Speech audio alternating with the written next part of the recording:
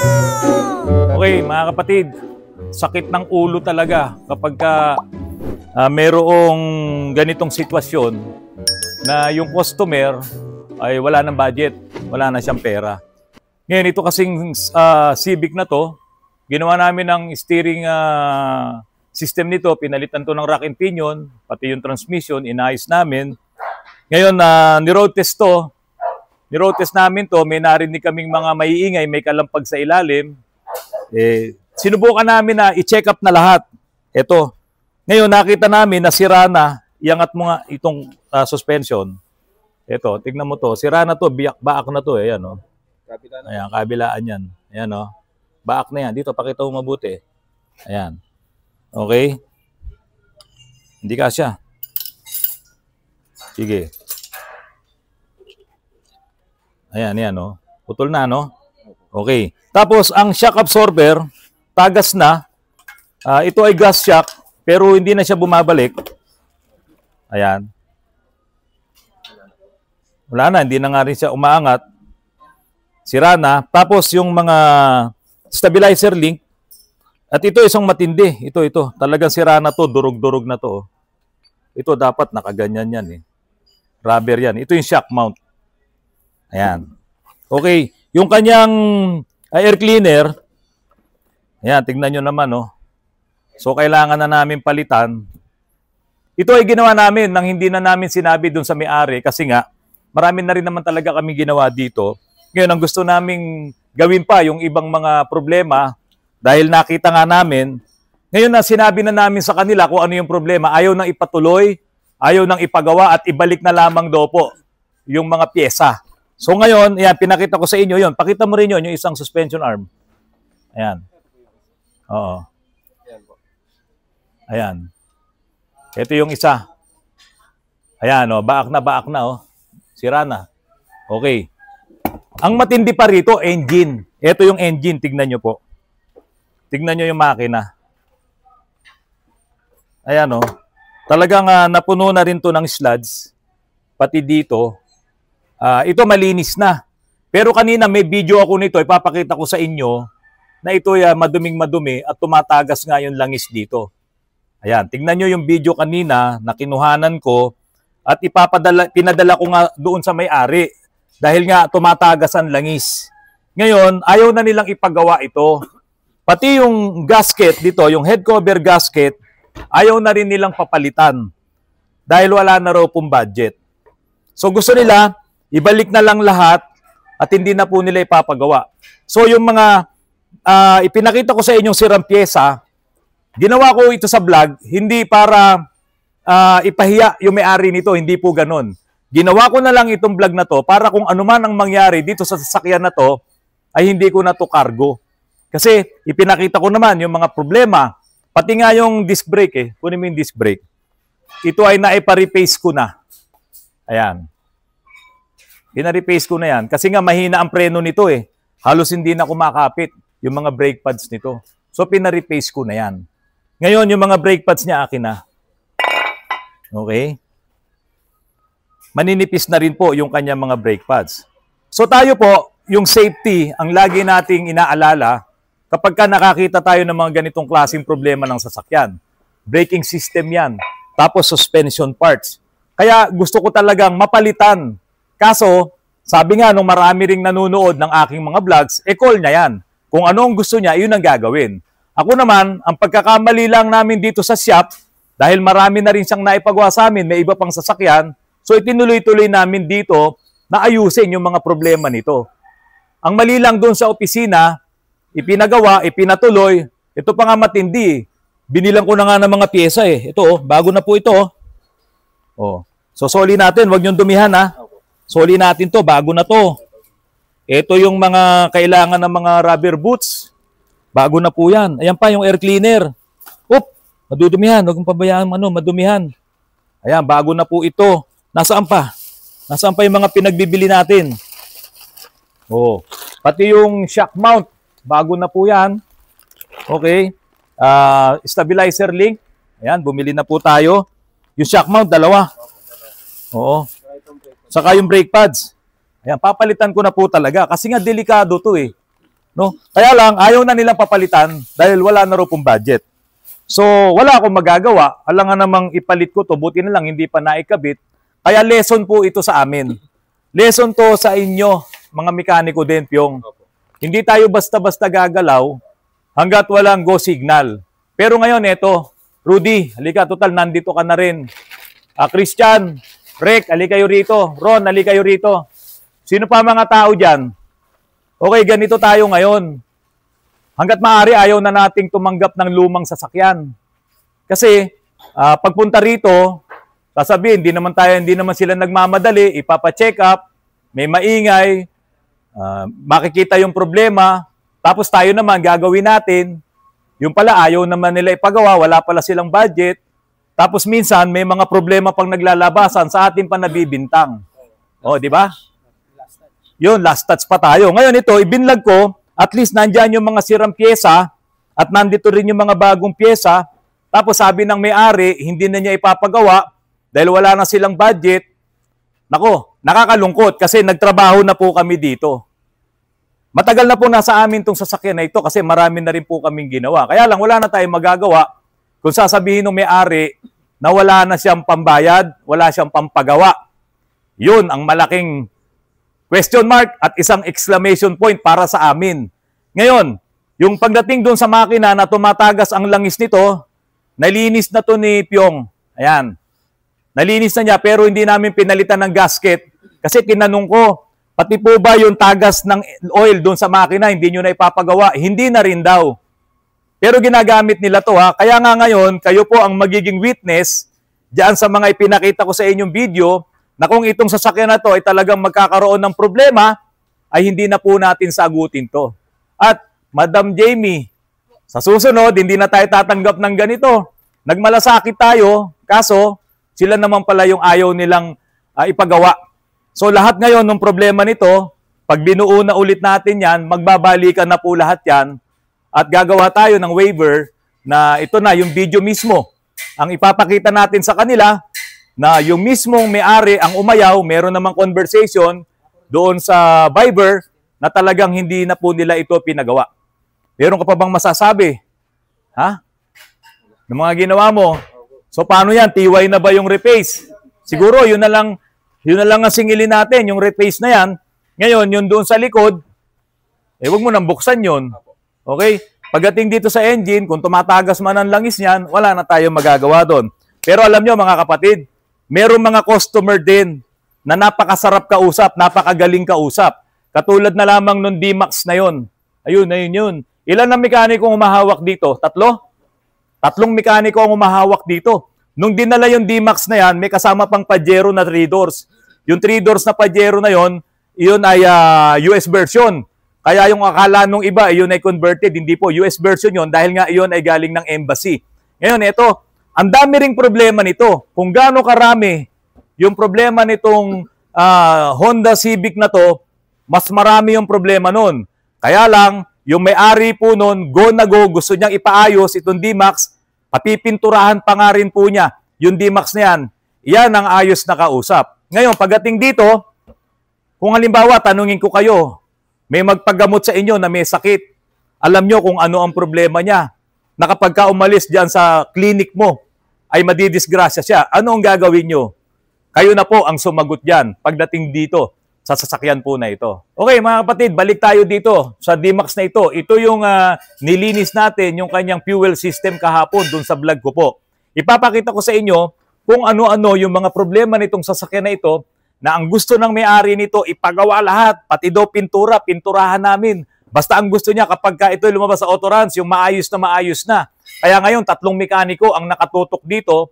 Pero unang ipakita ko sa inyo, yung main pulley na yung unang na-diagnose ko na may problema dito. Nagkamali ba ako ng pag-diagnose? Hindi. Ito, tignan nyo po. Oh. Ito yung rubber. Oh. Yan, oh, tignan nyo yung rubber. Oh. Halos ano na. Oh. Durog na yung rubber. Oh. Sir, ginasgas Oh. yung cover. Gumasgas na siya dito sa cover. Sa timing cover. Ayan, tignan nyo po. Oh. Oh. So ito yung unang nakita ko dito, gumagasgas na itong pulley sa mismong cover. Tapos, ibaliktad mo yan, baliktad mo. Puro sluds na rin po. Bihirang-bihira tayo makakita ng mga diesel engine na ganito kakapalang sluds. So ito po talagang nanineglect din ang change oil nito, kaya po kumapal ng ganyan kadumi yung sludge nito. Pakita mo dito, Glenn, yung dumi. Ayan, tingnan nyo po kung gaano rin po kadumi yung makina nito. So ito, talagang kinalas-kalas na namin lahat. At ito nga, mukhang magpapalit tayo ng elbow, Christian. Kasi magkakabutas-butas na yan. Tingnan mo, oh. Oh, durog na yan. Diba? Kapag iyan ay hindi pa napalitan, mabubutas yan. Oh, ang isang problema natin dito, baka mag-cause pa to ng overheat. Oo, tubig lang ang laman. Okay, tapos yung kanyang rack and pinion, ito, tingnan nyo. Sobrang lakas na rin po ng tagas ng ATF nito. Yung rack and pinion, ayan, kaya magpapalit na po tayo ng bago. Hindi po kasi ako nagre-repair ng rack and pinion kapag talaga medyo lumang-luma na talaga. Kasi yung mismong rack niyan ay halos worn out na yan, pati yung loob, yung cylinder. Kaya kahit magpalit ka ngayon ng mga oil seal sa loob niyan, ay pwede ring tumagas sa lalong madaling panahon kapag po nalaspag na ulit. Or ilang gamitan mo lang, tumatagas. Ang problema, pag rack and pinion ng pinag-usapan, delikado. Baka mabangga. Baka magkaroon ng problema yung nagmamaneho. Kaya po dito, palit po tayo ng rack and pinion. Ngayon, yung mga pang-ilalim niya, ito po, tingnan nyo, magpapalit din tayo ng mga ball joints. Tapos, ang mga preno niya, palit din po lahat yan. Okay, ito naman ay buong-buo pa yung kanyang mga bushing. Pero ang may problema tayo dito, upper arm suspension niya. Walang nabibiling isang buo, kaya ngayon, ang magpapalit tayo ay yung pinaka-rubber bushing lang. Ito na yung bagong pulley. Ayan. Para po mapalitan na natin. Ngayon, naglinis na rin po tayo ng EGR, no? Ito yung part ng throttle body. Ayan, malilinis na yan at bubuin na lamang po natin doon. Ngayon, ito yung mga pinagpalitang pyesa pa, no? Ito yung mga sira. Ayan, rack end. Okay, pati rubber boots, palit tayo. Talagang malakas ang tagas nung nung ATF. Ayan, no, sa loob, tumatagas yung ATF. Tapos palit na rin ng tie rod. Tingnan nyo naman, sirang-sira talaga, Yan, Okay. Ito yung kabila. Shock absorber. Upper ball joint. Ayan. Wala na. Tapos lower ball joint. Belt. Okay. Tapos yung ito yung rear shocks. Rear shocks. Nasaan yung sample ng upper suspension arm? Pinepress na doon. Okay, pinepress na namin yung mga rubber bushing. Ngayon, sira lahat ng mga shocks nito, kaya palit po talaga ito. Yun ang kagandahan, kapag ka po yung magpapagawa, ready talagang ipagawa niya. Kasi ang gusto natin dito, maging maayos yung sasakyan. Hindi naman natin papalitan yung mga pyesa kung talagang walang problema.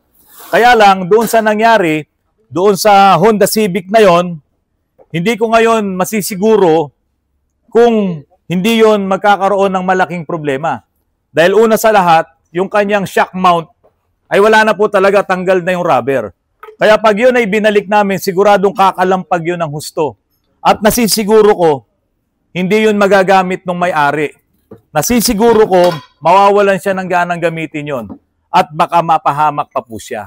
Matik po, kapag kami nag-repair ng mga pang-ilalim, nire-replace na rin po namin yung kanyang rotor disc. So ito, na-replace na. Tapos yung mga bearing, kung may mga tama na yan, ay magpapalit na rin po tayo. Pero ako na magsasabi sa iyo, palitan mo mga bearing yan. Ha? For sure yan. Dahil sa luman-luma na rin itong D-Max na to, itong pickup na to, malaki na rin ang tinakbo nito, palitan mo na yan ng bearing para sigurado tayo. Huwag mo nang i-repack yan. Yung mga oil seal nito, ayan, palit ito, yung mga oil seal. Ang tigas na, Wala, hindi na pwede ito. Sobrang tigas na. Okay? Pati yung gasket na yan, palit yan. Halos na flattened na nga siya, Pantay na siya. Kaya ito, tatagas talaga langis. So yung langis na nandun na nakikita natin ay dahil din dito at dahil dito sa oil seal mismo. Ito, nung crankshaft oil seal dito sa harap. So ito, palit na po yan. Para malubos-lubos na natin yung pagbablog dito sa D-Max na ito. Kasi ang gusto rin naman talaga no may-ari nito, ipaayos lahat ng problema. Ito na po, tinignan na rin natin dito sa portion ng collar gasket. Ito. Talagang tagas din po dito, yung langis sa ilalim nitong collar gasket. Ayan, malakas, Christian, Oh.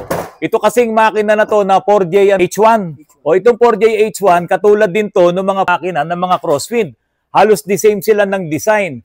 Ngayon, tignan natin kung meron din siyang tagas doon sa kabilang side naman itong crankcase. Ito crankcase to mga kapatid. Ito. Ayan, crankcase yan to. So, iyan ay ibababa. Iyan yung 1/3 na part ng buong makina. So, crankcase, engine block, saka yung cylinder head. Ngayon, itong crankcase na to, ibababa natin yan. Titignan natin yung kabilang side nitong collar gasket. Ha? Ayan, gasket yan. Titignan natin yung kabilang side niyan kung may tagas din. Okay. Naku, malakas din to. Ayan o, tignan nyo yung tagas na to. O. Pwedeng crankshaft oil seal, pwedeng collar gasket. Dahil sa may tagas din, yung harapan ng collar gasket, wala kang choice, ibababa mo talaga itong crankcase. Kaya lang, bago mo maibaba yung crankcase, kailangan ibaba mo muna yung transmission. Lahat yan, ibababa mo yan. Pati propeller. Kaya talagang malaking trabaho itong gagawin natin dito sa D-Max po na ito. Binubuo na nga ito nila Rex eh. Ayan, bago na itong mga ball joints na to. Ayan, tapos pinepress na yung mga bushing doon sa upper arm suspension. Meron pa palang malaking trabaho. Ito pa oh. Malaking trabaho to. Hindi nakukuha ng 1 araw, 2 araw na trabaho yan dahil sa tindi ng dumi nito. Sa paglilinis pa lang ng dumi nito, bibilang na to ng oras. At kailangan matyaga. Pag hindi matyaga ang mekaniko dito, nako, walang mangyayari sa ginagawa nating trabaho. So yan, sa Kishan, yung apo ng may-ari, yan, pinakita namin sa inyo, yung mga tagas na to, ayan, kailangang ibaba natin itong transmission, baba natin itong crankcase, para mapalitan yung collar gasket. Ang mga collar gasket na nilalagay natin original, binibili po natin yan kay Walco Motors. Ngayon, maraming salamat doon sa isang supplier po namin dito sa Antipolo, si Nick and Freddy Auto Supply, dahil doon kami bumibili ng maraming mga pyesa namin dito. Halos lahat, 90% ng mga spare parts na ikinakabit namin sa mga sasakyan ay nanggagaling kay Freddy and Nick Auto Supply. Kaya naman ako nagpapasalamat sa inyo ngayon, Sir Freddy and Sir Nick, yung mga in-order kong pyesa ng Honda Civic na yon ay ibabalik namin sa inyo dahil tumanggi po yung may-ari na ipagawa pa itong kanilang sasakyan. Ngayon, ang nagiging problema kadalasan sa amin dito, tulad nun, ipinaayos yung rack and pinion, ipinaayos yung transmission, tapos may napansin kaming maingay, may narinig kami, kailangan naming i-check up yun kasi ang nangyayari nga, nalalas touch kami. Mabuti na nga lang ngayon, sige, kahit nagpagod yung mga tao ko, kahit naubos ang panahon nila sa pagtatanggal ng mga under chassis suspension parts na yan, okay lang, kahit malugi ako, at least hindi ako malalas touch ngayon. Kasi talagang tinanggal namin, sira yung mga pyesa niya, at hindi yan dahilan para kami ay sisihin. Yun po ang maganda doon. Ngayon, kung hindi man kami babayaran doon sa naging trabaho namin, wala na po ako magagawa doon. Basta ako, naipakita ko sa video na to, naipakita ko sa vlog na to, na yung sasakyan na yon talagang napakalaki ng problema, matindi ang problema, pati sa makina. Kaso, ayaw na talagang ipagawa ng may-ari dahil wala silang budget, wala na po tayong magagawa doon. Kayo na ngayon ang pumili na kung sakaling kayo ay maaksidente, kayo na po ang pumili niyan. Hindi po kami. Mga kapatid, maraming salamat sa patuloy na pagtangkilik nyo po sa aking channel. Alam nyo mga kapatid, pag pumunta kayo dito sa Autorans, meron kaming mga masasarap na kape dito. Meron kaming masasarap na pagkain dito, kaya lang inaayos pa namin. Ayan, inaayos pa ni Boss Russell yung coffee shop na to. Ayan, Pop and Cup. Napakasarap po ng mga timplada. Ano bang masasabi yon yung mga tinitimpla mo dito? Ha? Mga coffee, ice coffee, ano pa? Prop. Ayan, daig pa po yung Starbucks. Patutunayan ko po sa inyo yan, pag pumunta kayo dito, daig pa po yung Starbucks. Kaya lang, pag umorder po kayo, magbayad po kayo ha.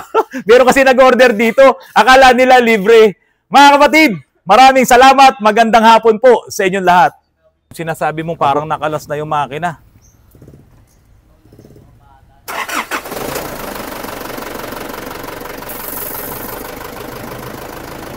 Oo, medyo maingay nga siya.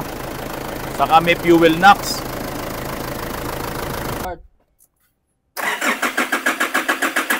Sige. Ayan. Pabayaan mo lang ganyan, umaandar.